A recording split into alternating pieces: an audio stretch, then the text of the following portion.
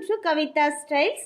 நம்ம சேனலில் நம்ம இன்றைக்கி என்ன பார்க்க போகிறோன்னா கிறிஸ்பி சீஸி பன்னீர் டிக்கா தாங்க பார்க்க போகிறோம். இதை கட்லெட்னு சொல்லலாம். ரொம்ப டேஸ்ட்டாக இருக்கும். இதை எப்படி ப்ரிப்பேர் பண்ணலான்னு பார்க்கலாம். வாங்க வீடியோக்குள்ளே போகலாம். மிக்சிங் பவுல் எடுத்துக்கலாம். அதில் 200 கிராம் பன்னீர் நல்லா துருவி எடுத்துருக்கேங்க, போட்டுக்கலாம். ஒரு வெங்காயம் நல்லா குட்டி குட்டியாக நறுக்கி இதோடு சேர்த்துக்கலாங்க. 2 டேபிள் ஸ்பூன் கேரட் நல்லா துருவி எடுத்துக்கோங்க.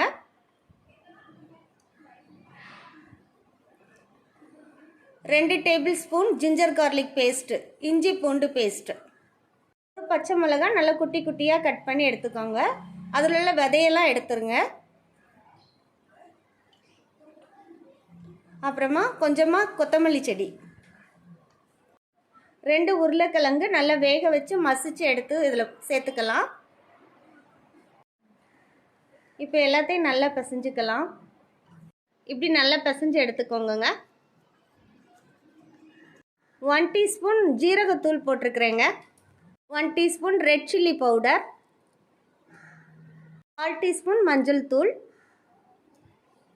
மல்லித்தூள் போட்டுக்கலாம்.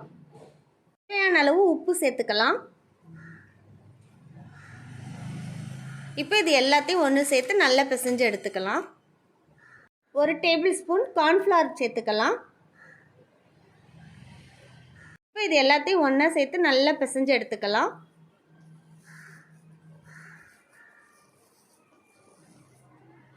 இப்போ ஸ்டஃபிங் ரெடி ஆகிடுச்சுங்க. இப்போ டிக்காவுக்கு மேலே கோட்டிங் கொடுக்கறதுக்கானது இப்போ என்னென்னு அது டிக்காவுக்கு மேலே கோட்டிங் கொடுக்குறதுக்காண்டி இப்போ மாவு ரெடி பண்ணிக்கலாம். 3 டேபிள் ஸ்பூன் மைதா மாவு எடுத்துக்கலாம்.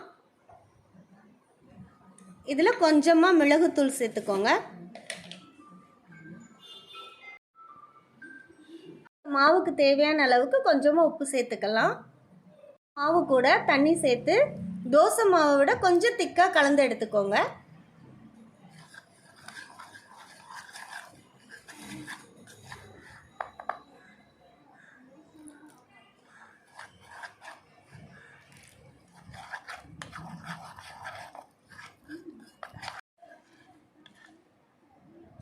இந்த பதத்தில் கரைச்சி எடுத்துக்கோங்க.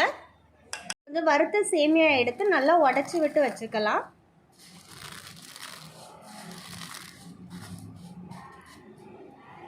இந்த ஸ்டஃபிங்கை நல்லா கட்லெட் ஷேப்பில் எடுத்துக்கலாம். உங்களுக்கு என்ன ஷேப்பில் வேணுமோ அந்த ஷேப்பில் நீங்கள் பண்ணிக்கலாம்.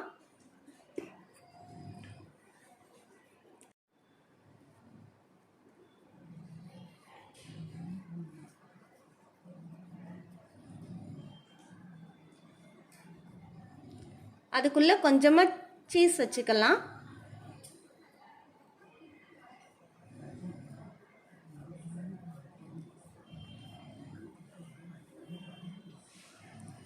நல்லா கட்லெட் ஷேப்பில் இதை பண்ணிடலாம்.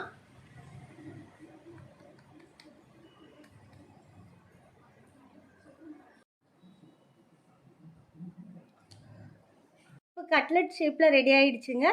இதுக்கு இப்போ கோட்டிங் கொடுக்கலாம். இப்போ இதில் டிப் பண்ணி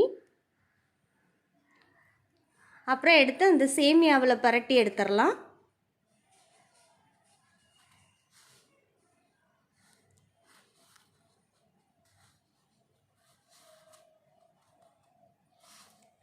இந்த மாதிரியே எல்லா கட்லெட்டையும் ரெடி பண்ணிக்கலாங்க.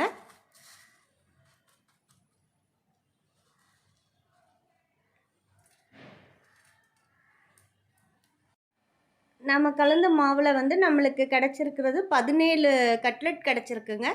இது மாதிரி ரெடி பண்ணி எடுத்தாச்சு. இப்போ இதை பொரித்து எடுக்கலாம். பேன் அடுப்பில் வச்சு தேவையான அளவு கொஞ்சமாக எண்ணெய் ஊற்றிருக்கிறேன். இப்போ ஆயில் நல்லா ஹீட் ஆகிடுச்சு. ஒன்று ஒன்றா எடுத்து இதில் பொரித்து எடுத்துக்கலாம்.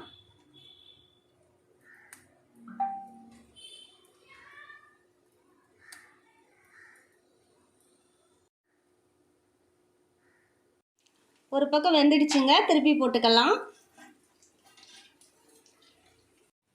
கட்லெட் ரெடி ஆயிடுச்சுங்க. இப்போ எடுத்துடலாம்.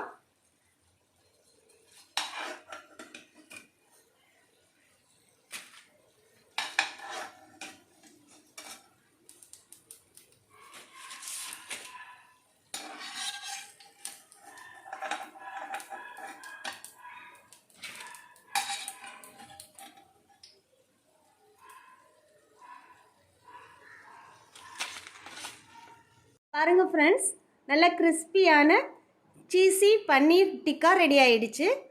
இதே போல் நீங்களும் செஞ்சு பார்த்துட்டு பிடிச்சிருந்துச்சுன்னா லைக் பண்ணுங்கள், ஷேர் பண்ணுங்கள், சப்ஸ்கிரைப் பண்ணுங்கள். தேங்க்யூ.